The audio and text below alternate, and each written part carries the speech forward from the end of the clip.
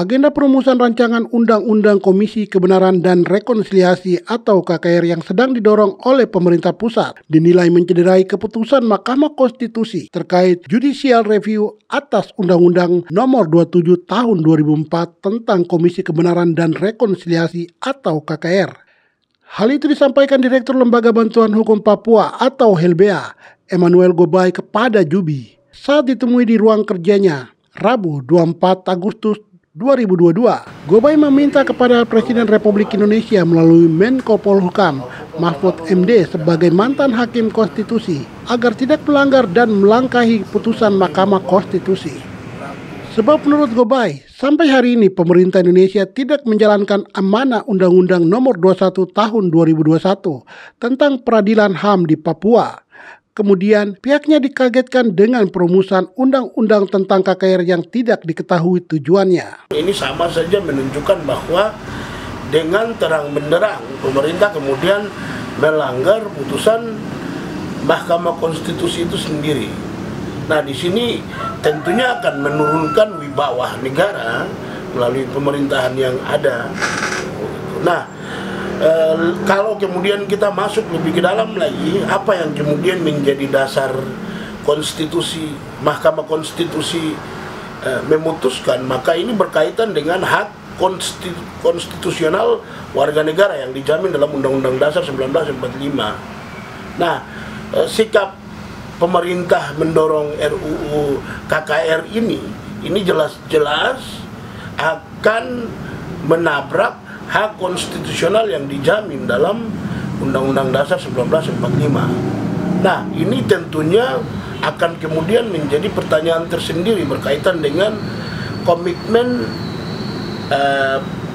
perlindungan, pemajuan, dan juga penegakan serta perlindungan hak asasi manusia yang menjadi tugas dari negara melalui pemerintah sebagaimana diatur pada pasal 28I ayat 4 Undang-Undang Dasar 1945. Ini kan secara terang benderang pemerintah kemudian melakukan sebuah upaya politik hukum untuk kemudian mengabaikan pasal 28I ayat 4, kemudian memfasilitasi melanggarnya pasal 28D ayat 1 tentang kepastian dan keadilan bagi korban pelanggaran HAM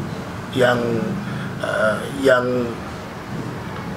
pasti melalui Undang-Undang Nomor 26 Tahun 2000 tentang pengadilan HAM. Gobay menegaskan apabila RUU KKR ini didorong, pihaknya akan menggunakan jurisprudensi putusan Hakim Mahkamah Konstitusi pada tahun 2016 lalu. Kemudian melakukan upaya hukum apabila itu terjadi pelanggaran HAM berat. Sebab di Papua terdapat banyak kasus pelanggaran HAM berat yang sudah dilaporkan ke Komnas HAM, Perwakilan Papua dan juga Komnas HAM RI. Terdapat 3 kasus yang sudah dilaporkan dan ditindaklanjuti oleh Komnas, yakni Wamena berdarah, Wasior berdarah, dan juga Paniai berdarah. Dalam realitas banyaknya kasus pelanggaran HAM berat itu, dan kita melihat rencana pemerintah mendorong rancangan undang-undang tentang Komisi Rekonsiliasi Kebenaran dan Rekonsiliasi ini secara langsung menunjukkan bahwa pemerintah ingin mengabaikan tanggung jawabnya dalam konteks memenuhi hak atas keadilan bagi korban pelanggaran HAM berat yang ada. Nah, ini menunjukkan bahwa pemerintah secara jelas-jelas sedang melakukan pelanggaran pasal 228I ayat 4 tentang penghormatan, perlindungan, penegakan, dan pemajuan hak asasi manusia menjadi tugas negara melalui pemerintah. Nah, berkaitan dengan pemenuhan hak atas keadilan bagi korban pelanggaran HAM berat, itu sudah jelas dan tegas ya. Pemerintah telah membentuk Undang-Undang Nomor 26 Tahun 2000 tentang pengadilan HAM.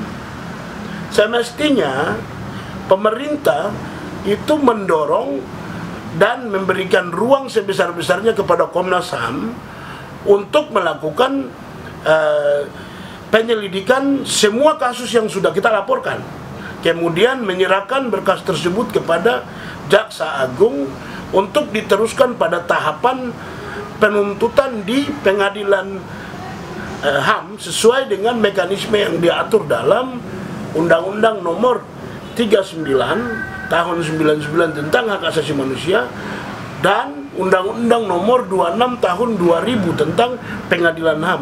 Ini yang semestinya pemerintah dorong, bukan kemudian mendorong rancangan undang-undang tentang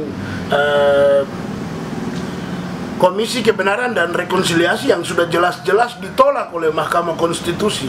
Melihat fakta pelanggaran HAM dan sikap pemerintah Jakarta, Gobay melihat bahwa pemerintah Jakarta berjalan sendiri tanpa melihat aspirasi dari korban pelanggaran HAM di tanah Papua, bahkan tidak menghargai lembaga peradilan di tanah Papua.